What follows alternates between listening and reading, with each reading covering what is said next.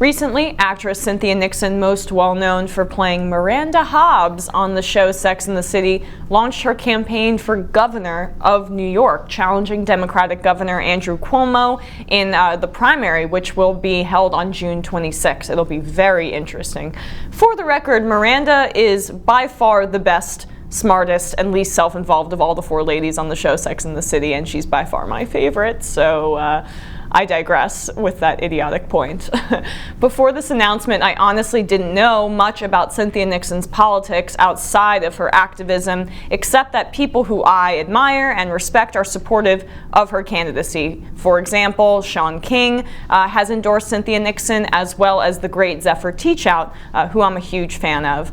She's the anti-corruption warrior in New York State who lost to Cuomo in the 2014 primary. "I support Cynthia Nixon," she tweeted. "She's a longtime education activist who rides the subway every day, opposes the IDC, is fearless and strong, supports single payer, speaks out against big money in politics. She will be a great governor of our amazing state." So while yes, Cynthia Nixon does not have any public service experience, I'm a fan of her activism and where she stands on the issues.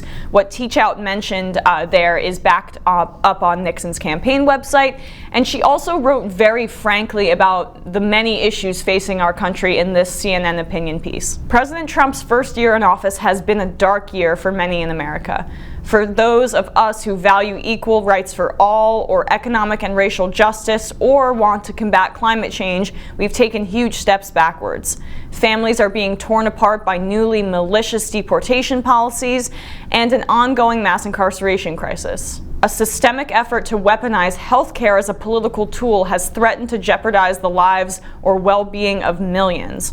And our young people are at a disadvantage in the global economy, both because of our disinvestment in our public schools, which the Trump administration wants to make worse, and the crushing student loan debt so many carry when they enter the job market, which the Trump administration wants to make harder for students to repay if they're looking to go into the public sector and nonprofit work. Taking our country back will require hard work. It means wrestling our country's political system back from the gigantic corporate interests and billionaire donors that hold it in a death grip. It means respecting and restoring the power of the millions of everyday Americans who have been marginalized. We may not have million-dollar super PACs behind us, but we'll have something more important, a shared mission uniting millions of people across this nation. So let's quickly summarize what she mentioned here, because they all pushed my progressive buttons: mass incarceration, healthcare for all, climate change, economic and racial injustice, public school disinvestment, student loan debt, super PACs, and more. I absolutely love it. It's a staunchly progressive message in a state that is solidly blue, but has been under some shady, conservative, corporatist Democratic leadership, which brings me to Andrew Cuomo and his failings.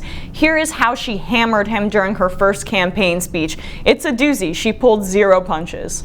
New York State itself is the single most unequal state in the country. The top 1% of New Yorkers earn 45 times what the other 99% earn combined. And let me tell you about this kind of crushing inequality. This is not something that just happens by mistake. It comes from a choice. It comes from a choice to slash taxes for corporations and the super rich and slash services on everybody else. And it's a choice we're used to being made by Republicans like Donald Trump. But for the past 8 years, it's a choice that has been made by our governor, Andrew Cuomo.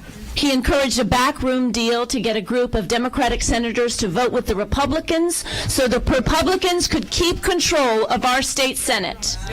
Second, he allowed the Republicans to draw their own gerrymandered district maps, suppressing Democratic voters, most especially Democratic voters of color. And with these two moves, Andrew Cuomo gave the Republican Party in New York State the power to block almost all of our big Democratic legislative priorities. It's surprising, right? But you know who wasn't surprised? The Koch brothers. The Koch brothers donated $87,000 to Andrew Cuomo when he first ran in 2010 because they knew a good investment when they saw one.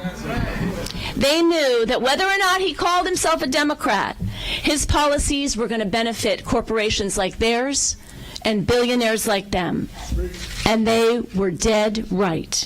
Nixon is right about Andrew Cuomo, who is widely seen by some Democratic establishment figures as a potential 2020 presidential candidate, which, by the way, would be disastrous because he has pretty much zero grassroots support.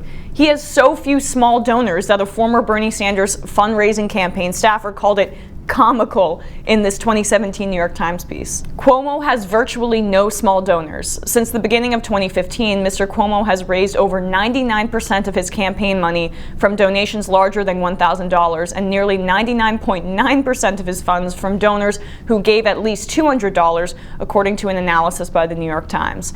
At one point last year, Mr. Cuomo went 6 months without reporting a single individual donor who gave less than $200. And it's not that Cuomo reeks of just legalized bribery and corruption. He also reeks of illegal bribery and corruption. As reported on by Nomiki here on TYT Politics, his chief aide, Joseph Percoco, was just found guilty in a corruption trial after accepting more than $300,000 in bribes from executives at 2 companies with state business. And despite an executive order put in place by former Governor Eliot Spitzer, which barred such practices, Cuomo has accepted tons of donations from his own state appointees. A New York Times investigation found that the Cuomo administration has quietly reinterpreted the directive, enabling him to collect about $890,000 from 24 of his employees. Some gave within days of being appointed. The governor has also accepted $1.3 million from the spouses, children, and businesses of appointees, state records show. That is nuts. Cuomo is as corrupt as you can come in the Democratic Party, coming from a political dynasty himself. His father, Mario Cuomo, was the governor of New York, but was way more progressive than his son. But you can tell that Cuomo and his surrogates are actually scared of Cynthia Nixon by how strongly some of them have reacted to her announcement of her candidacy. Christine Quinn, who is a Cuomo surrogate and a regular CNN contributor, by the way, called Cynthia Nixon an unqualified lesbian. Classy. Alan Dershowitz, an Islamophobe and alleged Democrat who smeared Keith Ellison, now supports Trump's Israel position and also defended George Zimmerman in the past, said this: Cynthia Nixon may run for governor of New York. She has collaborated with Israel haters, Jewish Voice for Peace, and Vanessa Redgrave in boycotting Israel. Do not support her bigotry. And now Cynthia Nixon is someone who supports Israel boycotts over their treatment of the Palestinians under Netanyahu. Alan Dershowitz, stop selling me on Cynthia Nixon for governor of New York. And Christine Quinn, she's one of the vice chairs of the Democratic Party here in the state of New York. Christine, aren't you supposed to remain neutral? That's what I've heard. And not call one of the Democrats in the primary an unqualified lesbian?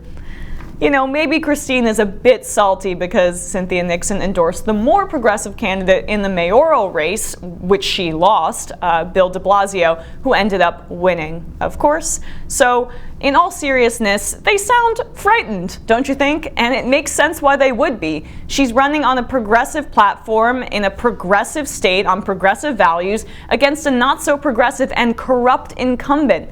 Cuomo's favorability is at 52%. That's not bad, but not great either, especially for a governor during the Trump era in a very blue state.